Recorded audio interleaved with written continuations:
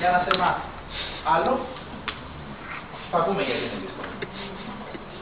Άλλο.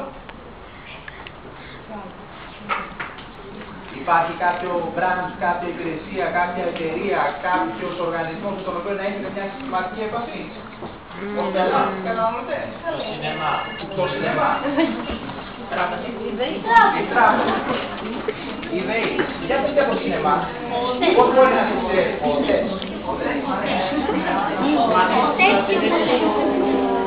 Όταν κάνει τέκα που βλέπεις, περνάς κάρτα, δηλαδή που έχει την λεγόμενη έκδοση, αφήνεις να θυμίσεις και σου προωθεί μέσω mail που καινούριες ταινίες. Δεν υπάρχει καλύτερο παράδειγμα. Είναι το Village, αυτό το κάνει. Την ηλικία, δηλαδή από αυτό το σινεμά, έτσι.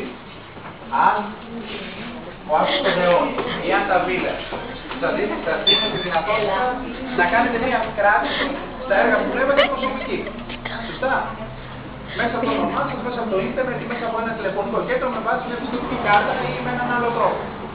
Και αν αυτή την πληροφορία που εσείς κάθε φορά του δίνετε σε σχέση με ποια πράγματα, σε σχέση με το τι ταινίες προτιμάτε να βλέπετε, σε ποια από τα σινεμά της αλυσίδας προτιμάτε να πηγαίνετε, ποιες ώρες επιλέγετε,